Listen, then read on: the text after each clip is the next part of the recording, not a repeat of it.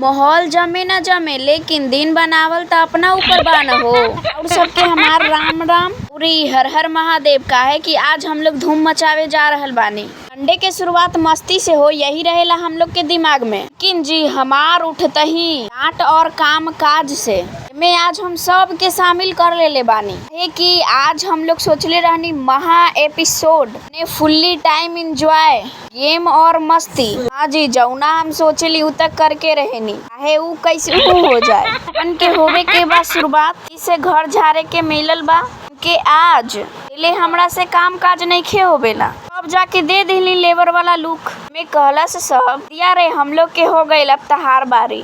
का जी लीडर बन के हो गई नी तैयार के कामों काज तक करे के बा फरहार। लेकिन हाँ जी राउर सब सोचत होनी लइकन जैसे के काम करावेला, लोग काम करे के जगह पे और तार के चल जाए। हाँ जी, जे काम कोई न कर पावेला उ प्रियंका कश्यप करके दिखावेली।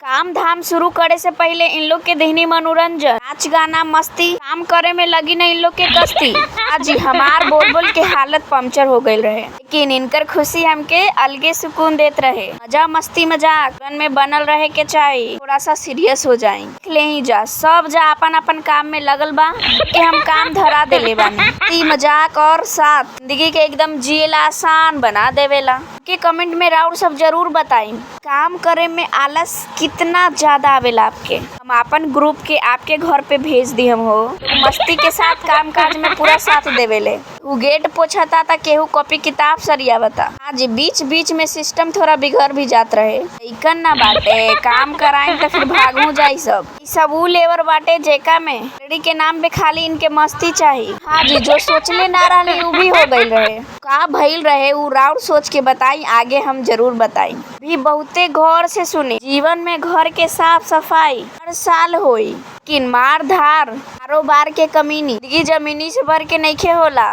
1-2 घंटा नइखे जी, घंटा काम करैनी है आज हम सबसे। इस लेके हल्का काम, अच्छा से लेके झाड़ पोछ अब अपन निगरानी में करैले बानी। बबुआ सबसे बदमाश रहे, कावे में तनियो मुनी कमी नइखे करत रहे। जी साथे साथे काम मतलब साथे साथे करे के भी पड़ेला। लोग के काम काज भइल रहे खत्म, और जाके लुक देख लेही वो करे के बोलन जी। और का हमहू पीछे रही बोलनी चला शुरू हो जा सब जा। देखो देखो बन जाए ना कोई कहानी सितारे। जी काम धाम होइला के बाद लेबर लुक हटाई के ऐसा एंडिंग बैग ते चलेला ना का सब कहलन जा दीदी अरे अब डांस करे के मूड करत। फिर का बिहारी लुक अंदाज ठुमका मार मार के काम काज के थकान कैली जा दूर। सुन ली जरूर लंबा लंबा घूंघट का एको डाला, चुप गुपचुप ना जी मुझको माफ करना, केहू से नहीं हुआ है। हाँ जी, हमार साथ देवे में कोई कमी नहीं खे कैले बा, करके हम लोग जा चमका देले बानी। बदले के बाद रंग रूप उतमाई बाबूजी के ऊपर बा। माल बवाल के साथ भइल संडे के शुरुआत। सब भी लइकन जा में रखी प्यार कि उनके दिल में रहे ना नफरत हजार। सब्सक्राइब कर ले बिना नहीं खे जाए।